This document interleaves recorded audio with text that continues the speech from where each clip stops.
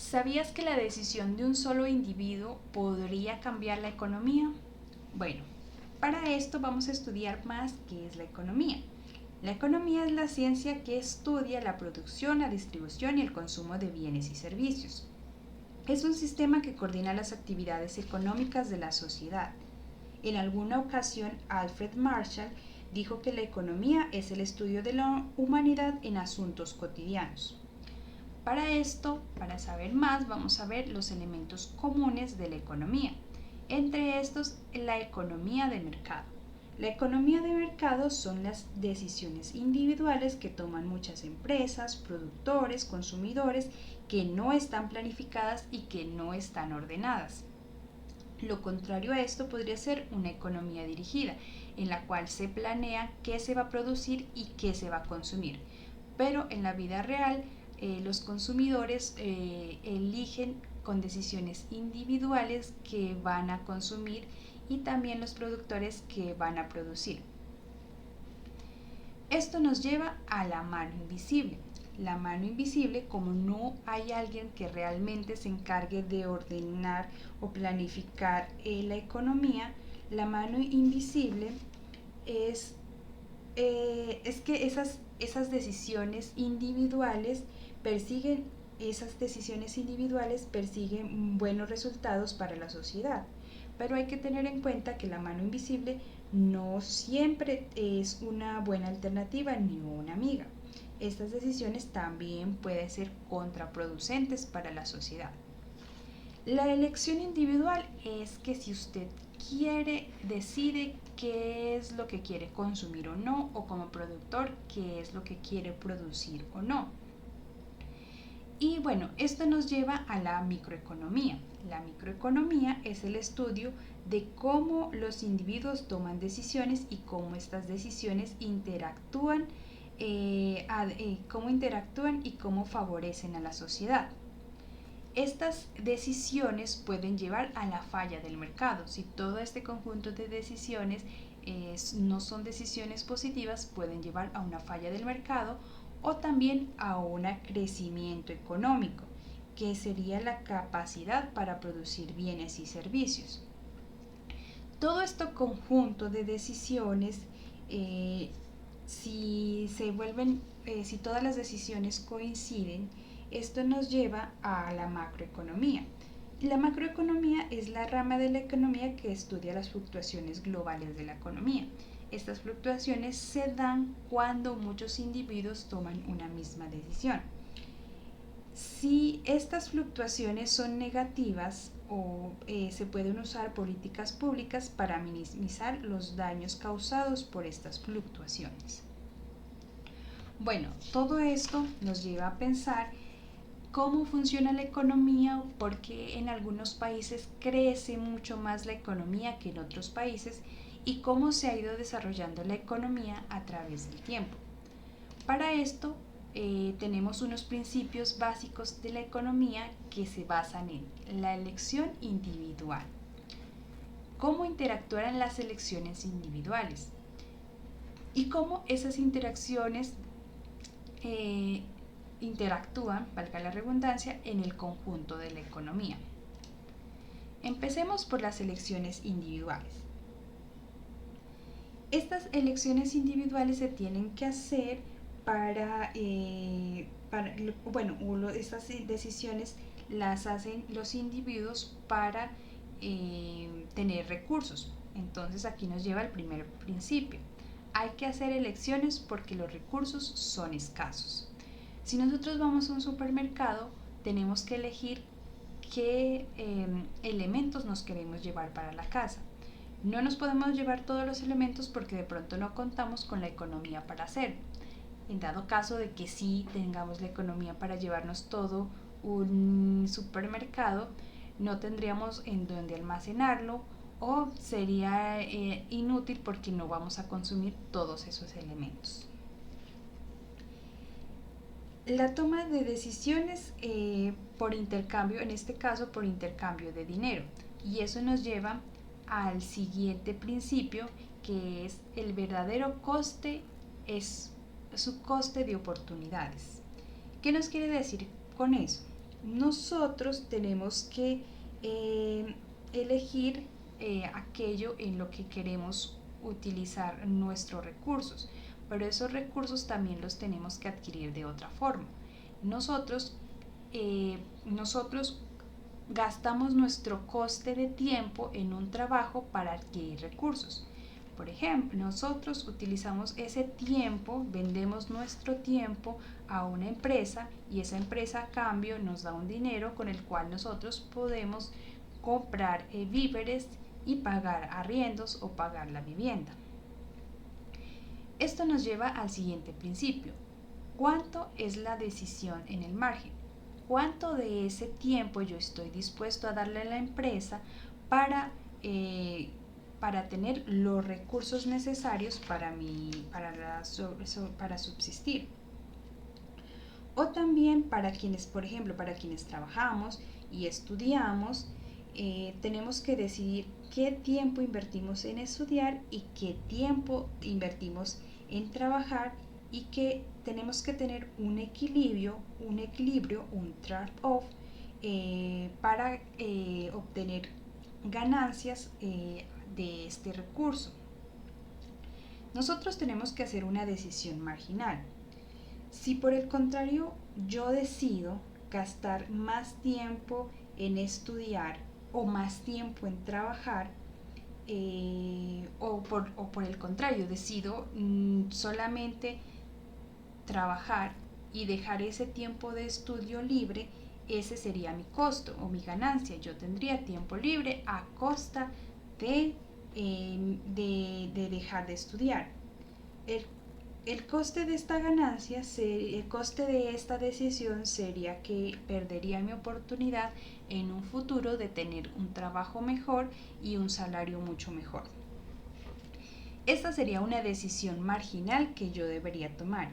Y esta decisión o el estudio de esta decisión es un análisis marginal que desempeña un papel muy importante en la economía, porque es la clave de cuánto es la cantidad de esa actividad yo debo hacer para mantener en equilibrio la economía.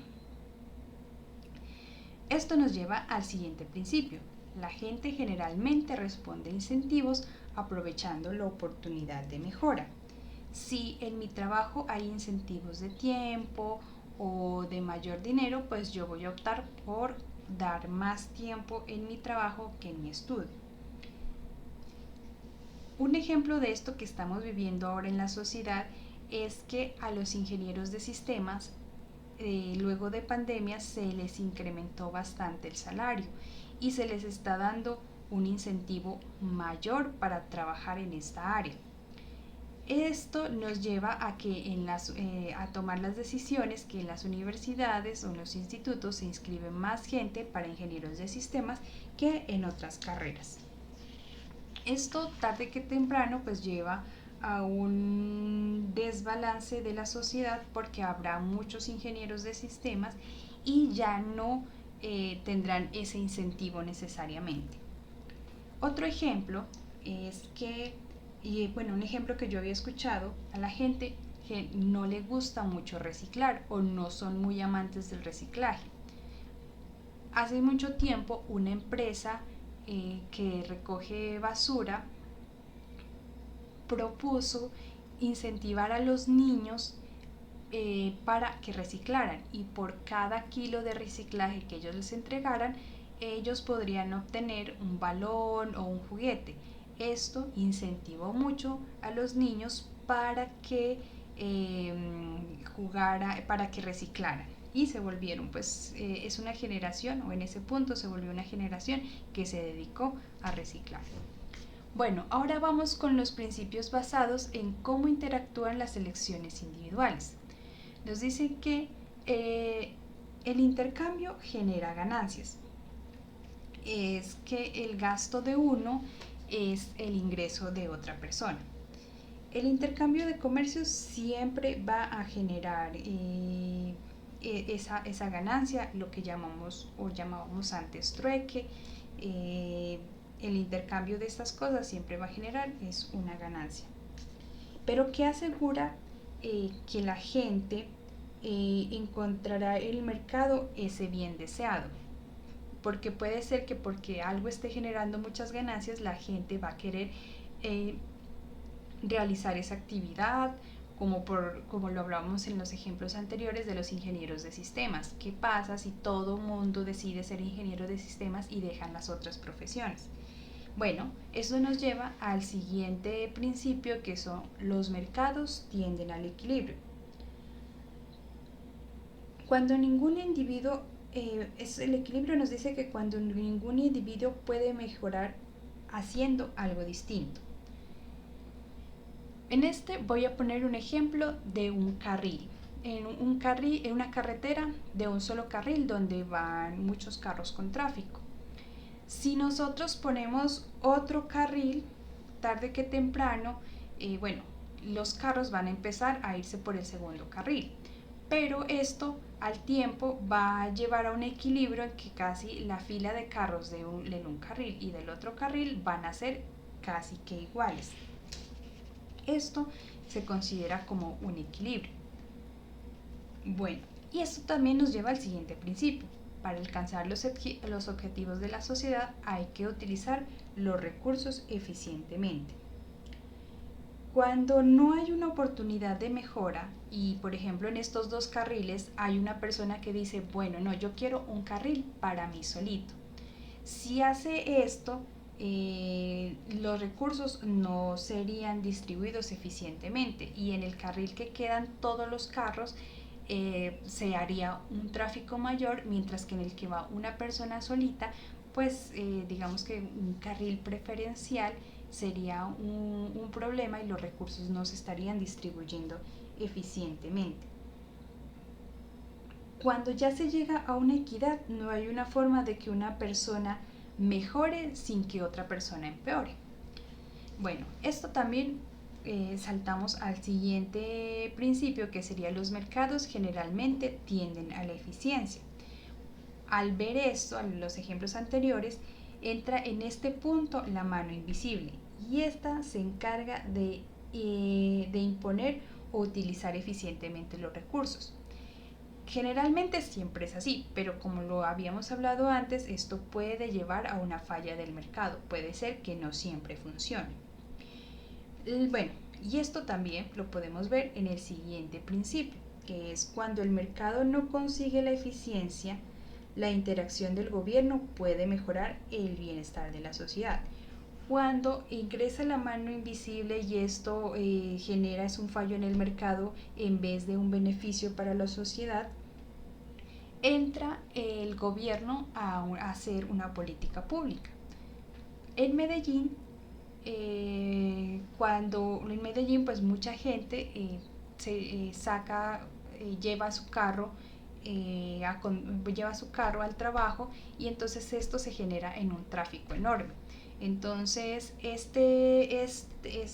tráfico que genera una persona impacta en el tráfico que genera otra y esto vuelve un caos en la ciudad, pero también afecta el aire y es algo que se dio cuenta el gobierno. Entonces una política pública que implementó el gobierno para esto es el día sin carro.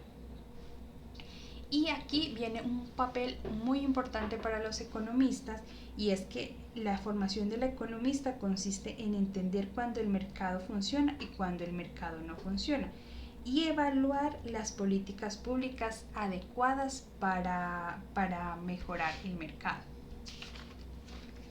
Bueno, ahora hablaremos de las interacciones en el conjunto de la economía. El gasto de una persona es el ingreso de otra persona. Si el mercado es parte importante, por ejemplo, vamos a hablar de una constructora. Si una constructora cierra, despide a muchos empleados, esto impacta directamente en los supermercados. ¿Pero por qué? Porque esta decisión que tomó esta constructora de despedir a mucha gente o de dejar sin empleo a esta gente, ¿cómo impacta en el supermercado? Pues resulta que este ingreso que reciben los empleados de la constructora se gastan directamente en los supermercados porque de ahí obtienen sus víveres. Y este a su vez también impacta en los agricultores que ponen los víveres en los supermercados, en los productores, etcétera, etcétera. Aquí nos lleva a el gasto total, a la siguiente principio que nos dice: el gasto total algunas veces no coincide con la capacidad productiva de la economía. Cuando en este caso, cuando las personas se quedan sin los ingresos, sin los gastos necesarios, estos dejan de eh, de comprar elementos o de adquirir estos elementos, y eso nos lleva a una recesión económica, y que nos lleva a hablar del siguiente principio: las políticas públicas pueden modificar el gasto. Cuando las personas dejan de, bueno, están en peligro, sienten peligro de que la economía está fluctuando, la gente deja de comprar o deja de gastar y empieza a ahorrar. Uno de estos ejemplos lo podemos ver en la época de pandemia, cuando la gente, por miedo a lo que podría pasar con la economía, dejó de comprar y se puso a ahorrar extremadamente todo lo que más podía. Entonces, una política pública que se hizo en Colombia, que también yo creo que se hizo en otros países del mundo, es que aquí el expresidente dijo que decretaría un día para mejorar esa recesión económica, que la gente dejaba de gastar. Entonces él quitó un día sin IVA para que la gente fuera y gastara esos recursos y hubiera un movimiento económico. Pero ¿qué pasaría si el presidente decide dejar más días sin IVA? La gente empezaría a hacer un alto gasto, un alto consumo, y esto nos llevaría a una inflación.